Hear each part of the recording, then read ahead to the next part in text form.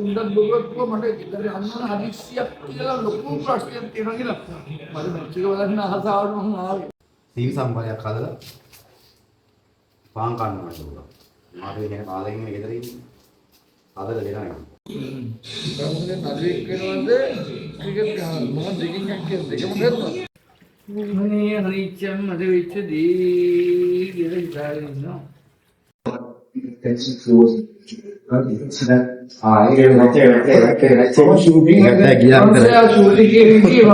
තුන්දත් බොරුවක් මට ඉතින් අන්න හදිස්සියක් කියලා ලොකු ප්‍රශ්නයක් තියෙනවා කියලා මට මැච් එක බලන්න ආසාවට මම ආවේ.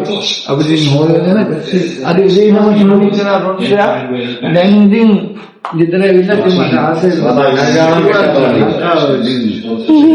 ජයග්‍රහණ කරයි කියලා හරි ආදී. Inside the circle as well. Hello everyone, welcome back to my channel. මේ ICC T20 ශ්‍රී Lanka vs New Zealand match එක තිබුණ දවස. තාත්තත් ෂූටින් ඉවර වෙලා ගෙදර දුවගෙන ආවේ එයාගේ බෑනත් එක්ක කාලෙකින් ක්‍රිකට් මැච් එකක් බලන්න. මේ දෙන්න එකට මෙහෙම ඉද්දී මට දැනුණු ලොකු සතුටක්.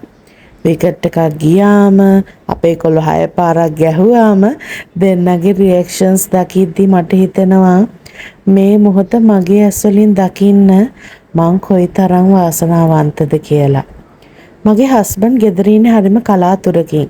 ඉතින් ඒ දවසට තාත්තා කැමති එක දේවල් බෑනට කියලා හදා ගන්නවා. අපේ තාත්තට සීල් සම්බරයක් හදලා පාන් කන්නවා ඒක. මාත් ඉන්නේ කාලෙකින් ගෙදර ඉන්නේ. හදලා දෙනවා ඒක.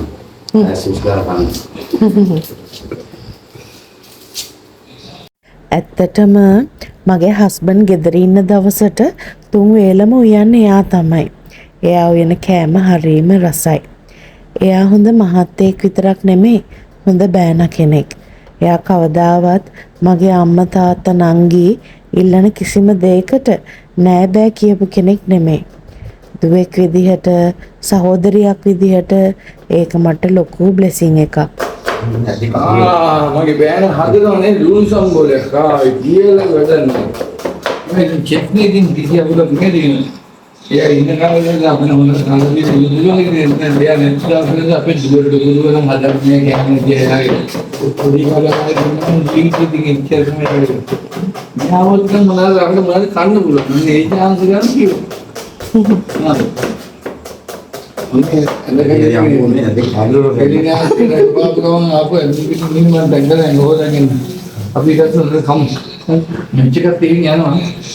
මගේ හස්බන්ඩ් ගෙදර එන දවසට අපි හරිම ආසයි. එයා එනවා කියන්නේ මටයි අම්මටයි නංගිටයි නිකන් වැකේෂන් එකක් වගේ. ගෙදර තියෙන ඔක්කොම වැඩ කටයුතු හොයලා බලලා කරලා දීලා අපිට රස කෑමත් එයා හදලා දෙනවා. මම ඉතින් කවදාවත් හිතුවේ නෑ මේ වගේ හොඳ මහත්තයෙක් මට ලැබෙයි කියලා. හැබැයි පෙර පිනකට මට මේ වගේ ආදරණීය අපේ පවුලට ගැලපෙන හස්බන්ඩ් කෙනෙක් හම්බුණා. පොඩ්ඩක් සරට හදනවා මොකද ඒ තාත්තා සරට කියන එකට අංක ප්‍රොබ්ලම්ස් වුණා. ඒ ආසයි. මාර සුවඳයි. මැච් එක බලන්න ඉන්නේ මම මාර හොඳක් කියලා නෙමෙයි බෙල්ලට. මොකද චෙක්නේ ඉතින් ලියනවා කියන්නේ කියලා වැඩන්නේ. මේ මම මේ බැලුවේ මැච් එක බලනවාද මේ එවෙලා කනවාද කියලා තව වෙලා තියෙනවා මේ ගන්න. විනාඩි 5ක් දෙනවා.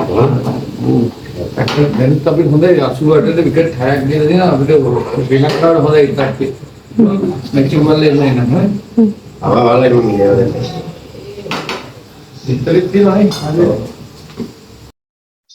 And did a chief angle to round the wicket much earlier in that over. එයාගේ ක්‍රිකට් පෙන්නනවාද ඒක හොඳදේම බලනවා යම් බැගෙන අර ක්‍රිකට් ක්‍රිකට් කියලා අපි දන්නේ දෙකින් ඕන එකක් කරගන්න. හරි ඒක හොඳට ක්‍රිකට් බලනවානේ. නිව්සීලන්ත ශ්‍රී ලංකා මැච් එක අර කුසල් මැන්ඩිස් එක අන්න වැද්දා. හරි? පුදුම බෙරිල්ල බලන්නේ නේ. මොකද නළුවෙක් වෙනවද ක්‍රිකට් ගහන මොකද දෙකින් එකක් කියන්නේ දෙකම කරනවා. දෙකම කරනවා දෙකම කරනවා. ඒක ක්‍රිකට් ගහලා පස්සේ නළුවෙක් ඉතින් වයසට ගියත් ඉන්නවා රඟපාන්න පුළුවන්. දැන් මාත් මේ වයසේ රඟපාන්න නේ. ක්‍රිකට් ගහන්න පුළුවන් අවුරුදු 37 හැමදේ ඉතින් ඉවරයි. ඊට පස්සේ අපි දෙන්න ආයෙ රඟපානවා. දෙකම මේ ඊළඟ දවසේ උදේ මං උදේම නැගිට්ටේ උදේම ඉක්මනට ගෙදර වැඩ ටික කරලා ඉවර කරගන්න ඕන කියන අදහසෙයි. මගේ හස්බන්ඩ් වැඩට ගියා. තාත්තටත් අද වැඩ දෙකකට යන්න තියෙනවා. අම්මයි නංගි උදේම අම්මගේ ડોක්ටර් අපොයින්ට්මන්ට් එකකට එළියට ගිහින්. ඉතින් බබත් නිදි අතරේ මට ගොඩ කාලෙක ඉඳන් ඉන්ස්ටන්ට් නූඩල්ස් එකක් කන්න මට තිබ්බ දොළදුක සංසිඳව ගන්න කියලා හිතාගෙන හරිම සතුටින් නූඩල්ස් එකක් හදන්න පටන් ගත්තා. විනාඩි දෙකක් ගියේ නෑ බබා නැගිටලා අඬනවා. මම නූඩල්ස් පිඟානත් අරගෙන බබා ගාවට දුවලා ගියා. ඒ වෙලාවේ මට තේරුණා අම්මා කෙනෙක්ට තමන්ට කැමති දෙයක් කන්නවත් හරියට වෙලාවක් හම්බ වෙන්නේ නැහෙනි කියලා. කවුද අඬන්නේ? But no complaints, baby comes first. ඔන්න ඉතින් අපේ චන්ඩියා කොච්චර සෙල්ලම් බඩු තිබුණත් මෙන්න මේ වෙට් වයිප්ස් එකත් එක්ක තමයි හැමදාම සෙල්ලම් කරන්නේ.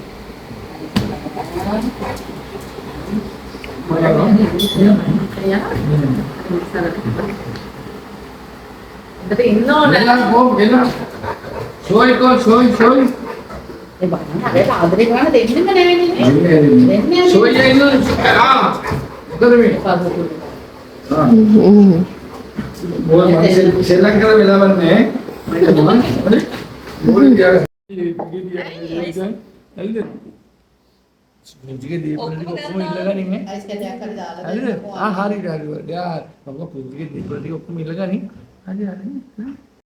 මම ගෙදර වැඩ ටික කරගන්නකම් අම්මා බබාව හැමදාම පැය ගාණක් බලා ගන්නවා.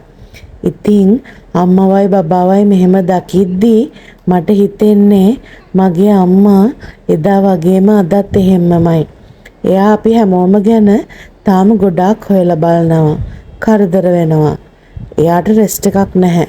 කවදාවත් මට මහන්සි කියලා කියන්නේ නැහැ. තාමත් එයාගේ පවුල තමයි එයාට එක. මට සමහර වෙලාවට ගොඩාක් මහන්සි. මම රෙස්ට් එකක් ඕනි කියලා හැමදාමත් හිතනවා. හැබැයි එහෙම හිතලා මගේ අම්මා දිහා බලද්දි මට වෙලාවකට ලැජ්ජත් හිතෙනවා. එයා අවුරුදු ගාණක් තිස්සේ එයාවත් අමතක කරලා අපි වෙනුවෙන් කොච්චර දේවල් කළාද. තාමත් ඒකේ කිසිම වෙනසක් නැහැ. මං ශක්තිමත් අම්මා කෙනෙක් විදිහට කවුරු හරි දකිනවා නම් ඒ මටත් ශක්තිමත් අම්මා කෙනෙක් හිටපු නිසා. මට කවදා හරි ඕනේ මගේ අම්මා වගේම වෙන්න. ඒක තමයි මම හිතන විදිහට මගේ ජීවිතේ කවදා හරි ලොකුම ඇචීව්මන්ට් එක වෙන්නේ. සෝයි තාත්තා ගාවමයිනේ. ඔයින යන්නේ නැද්ද? ඔව් කේගේ දුන අපේ නෝනා. කේගේදී දින ගොඩක් ශක්තිය දිනවා කියලා දිනවද? අපි ළමයි දැන් හතර කන්නේ බොන්නේ නැහැ. හරි සුද්දයි කන්නේ. බත් හොයන් සුට්ට. මම ඉතින් දෙකලා ඉන්නේ බොරුනේ. සෝයි නෝනා මෙන්න මේ රත්න බලන්නේ. අපලම් බලන්නේ මගේ මම යනවා උදේ. නහනේ පුසන්න. අද රොන්ෂා ෂූටි. මම ඇඳුම එහෙම ඇඳගත්තා. ඒක ඉතින් ඕනෙත් නෑ.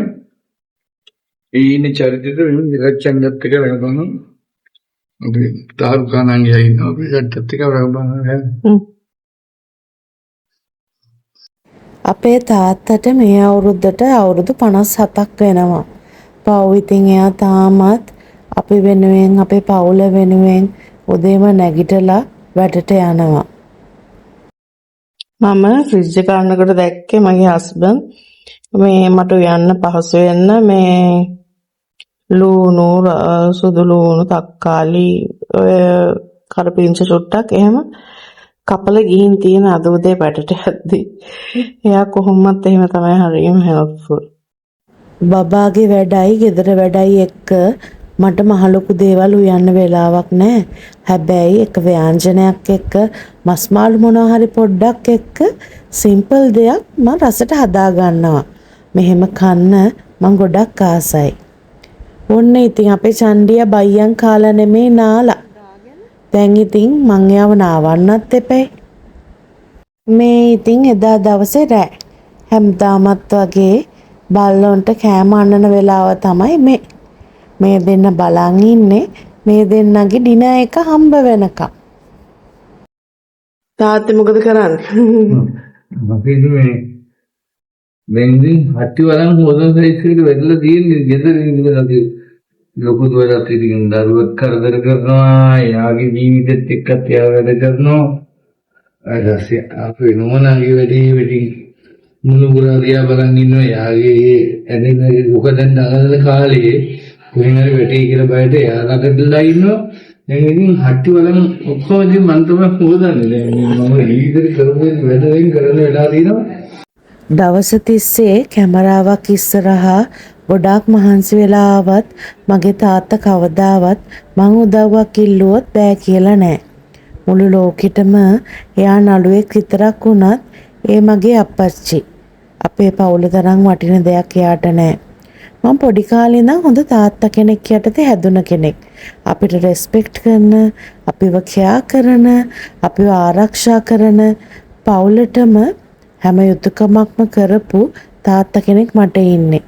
මට ඕනෙත් කවදා හරි ඒ වගේ කෙනෙක්වම කසාද බඳින්න. ඉතින් මට ඒ වගේම කෙනෙක් හම්බුණා කියලා මම හිතනවා. ඒ දෙන්න තමයි මගේ ජීවිතේ ලොකුම බ්ලෙසිං එක.